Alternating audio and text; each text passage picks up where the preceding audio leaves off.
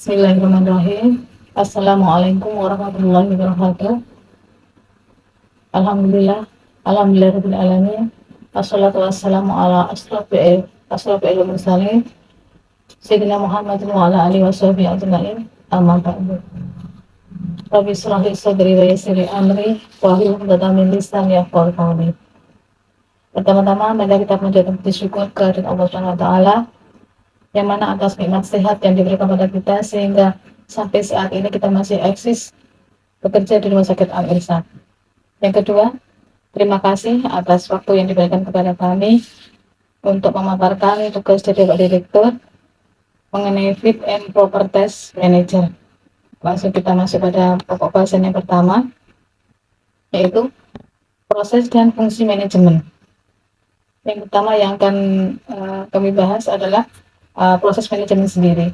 Proses manajemen adalah tahapan yang mengarahkan orang lain agar bisa mencapai tujuan dari sebuah organisasi. Proses manajemen sangat penting dilakukan agar bisa memperoleh hasil yang efektif dan efisien dalam memajukan organisasi tersebut. Fungsi daripada proses manajemen sendiri, jadi fungsi dari proses sendiri adalah planning atau perencana. Ada 4 nantinya. Planning atau perencana. Manajer di sini perlu memikirkan strategi yang akan diterapkan dalam menjalankan organisasi. Yang kedua, organizing atau pengorganisasian. Di sini manajer akan membagi tugas kepada beberapa sumber daya yang ada dan menempatkan sumber daya tersebut sesuai dengan kemampuannya. Yang ketiga, activating atau pengarah. Di sini manajer bisa memberikan motivasi, semangat kerja untuk karyawan, kemudian membimbing, mengarahkan sehingga kinerja karyawan berjalan dengan efektif. Yang keempat, controlling ini atau pengendalian.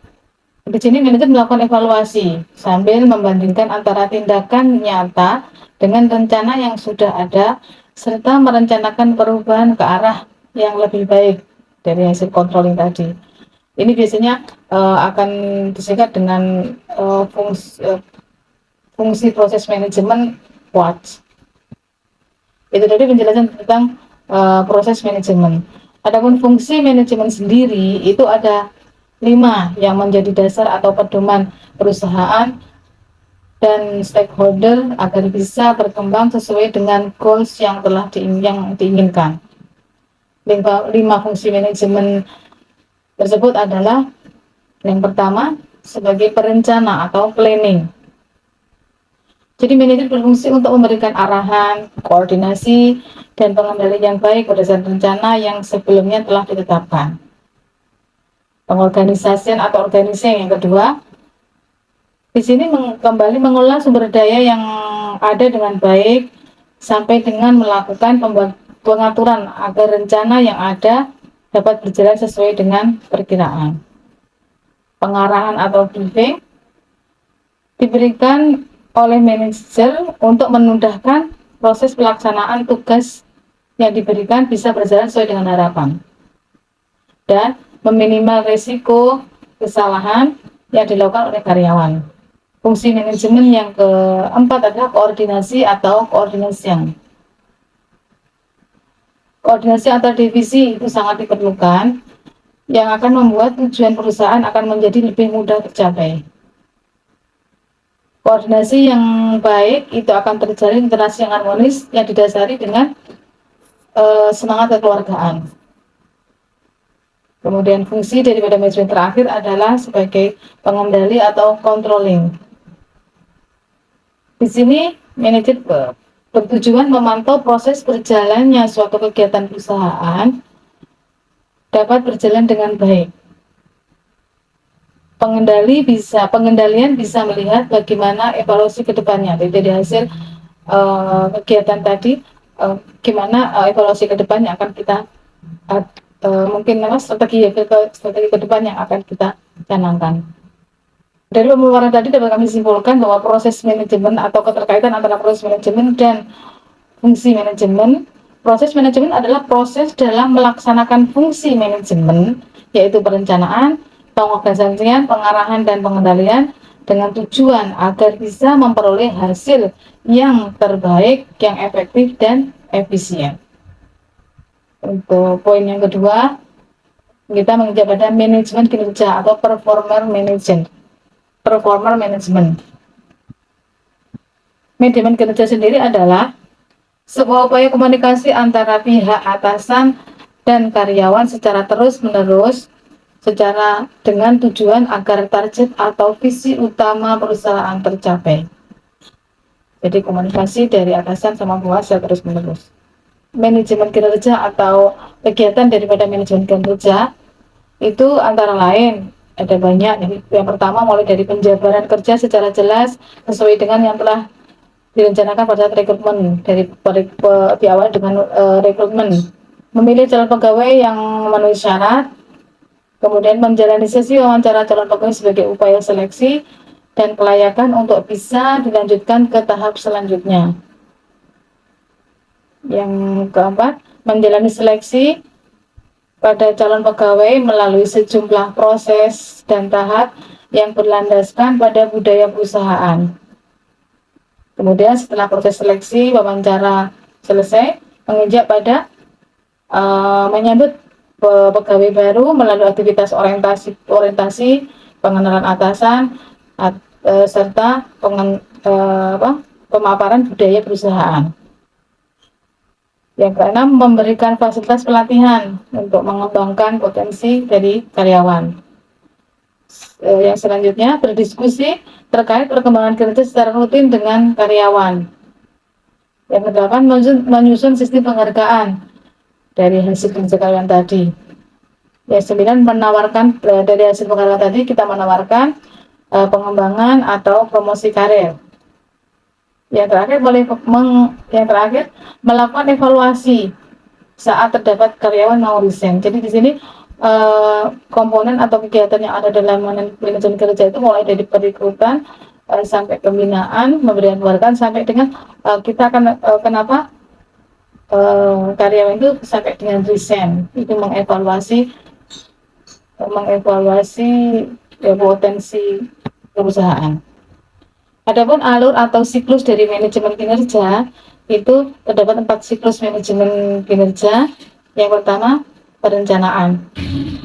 Perencanaan dilakukan oleh pihak manajemen bersama dengan direktur perusahaan terkait tujuan serta hal-hal yang ingin dicapai perusahaan.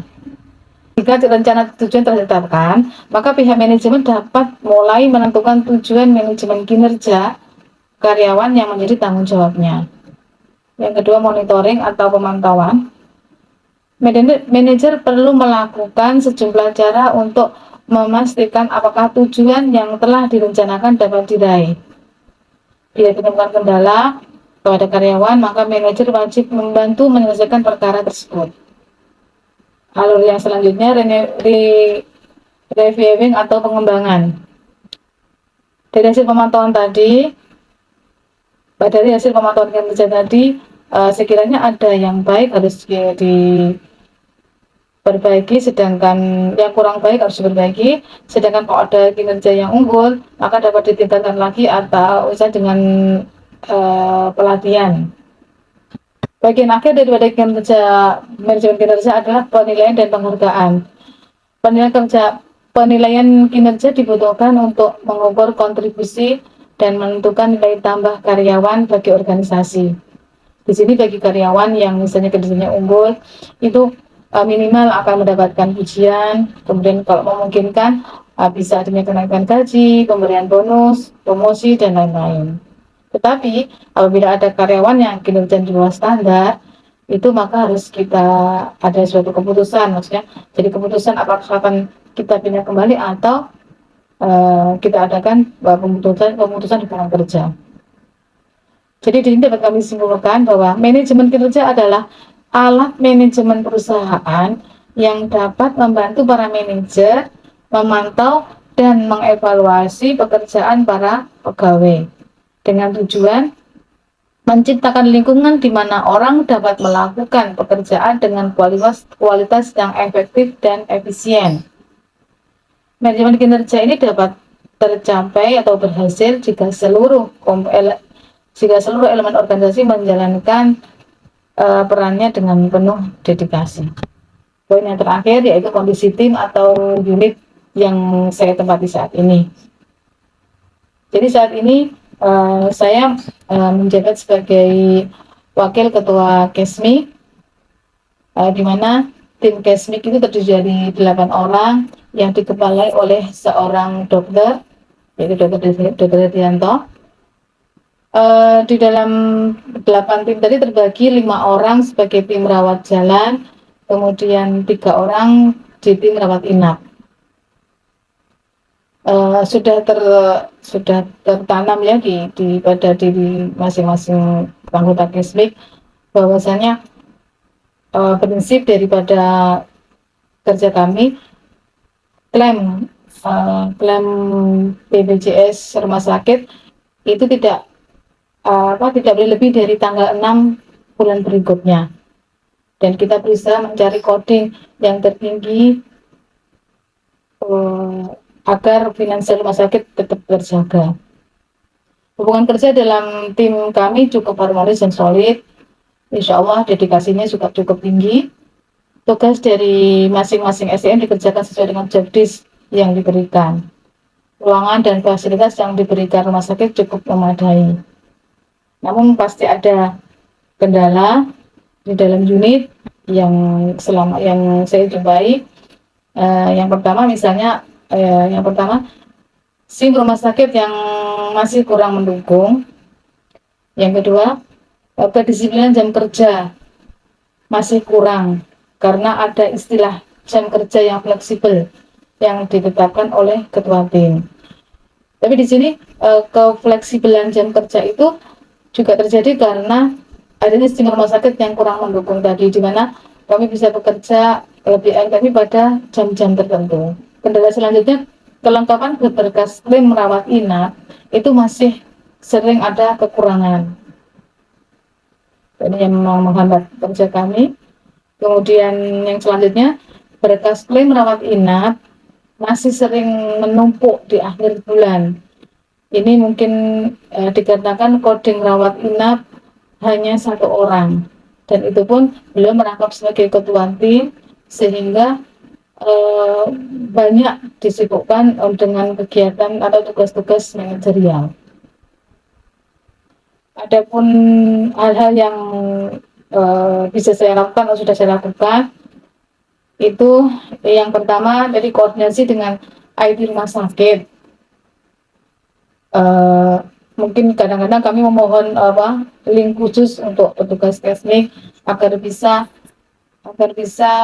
lebih cepat menyelesaikan tugas kami. Jadi tadi ini hubungan dengan waktu yang fleksibel tadi, itu kadang-kadang kita bisa download itu sore hari atau bahkan malam hari yang paling aman, karena kalau pagi itu akan mengganggu unit lain dalam proses IT. Kemudian yang kedua, selalu mengingatkan teman-teman akan kedisiplinan jam kerja. Jadi kadang-kadang memang masih ada, karena kefleksibelan jam kerja tadi itu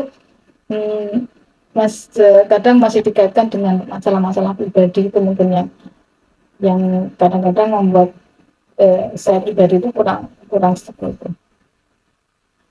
Yang ketiga, membuat data dinas setiap bulan. Jadi memang kami adalah tim baru. Jadi di sini apa-apa yang sudah saya terapkan di unit keperawatan dulu, coba saya terapkan kembali di unit baru di KESMIK ini, karena memang unit KESMIK yang dulu itu data dinas ini tidak ada gitu loh. Jadi ini coba saya aktifkan kembali. Kemudian mencatat cuti teman-teman KESMIK serta mencatat perubahan data dinas sesuai persetujuan ketua KESMIK. Jadi kadang-kadang teman-teman kan tiba-tiba izin ke ketua KESMIK, dia masuk sore karena ada keperluan itu. Jadi disitu kan harus ada catatan, kan data dinas sudah sepakati bahwa semua tim KESMIK itu masuk pagi sesuai data dinas. Cuma pada kenyataannya kadang mereka tukar dinas sore, pengen bekerja sore gitu. Kemudian untuk berkas yang kelengkapannya kurang itu saya mengadakan koordinasi secara rutin dengan supervisor rawat inap tiap 2 bulan sekali. Yang keenam, untuk menambah coding yang cuma satu orang tadi, mengajukan penambahan tenaga coding ya, ini sudah dilakukan oleh ketua tim Kesmik kami. Demikian pemaparan yang dapat saya sampaikan. Mohon maaf apabila dalam penyampaian tadi ada tutur kata, kemudian literatur yang kurang betul ataupun bahkan yang keliru. Semua itu semata-mata karena keterbatasan pengetahuan kami. Demikian yang saya sampaikan. Wabillahi taufiq wal hidayah. Wassalamualaikum warahmatullahi wabarakatuh.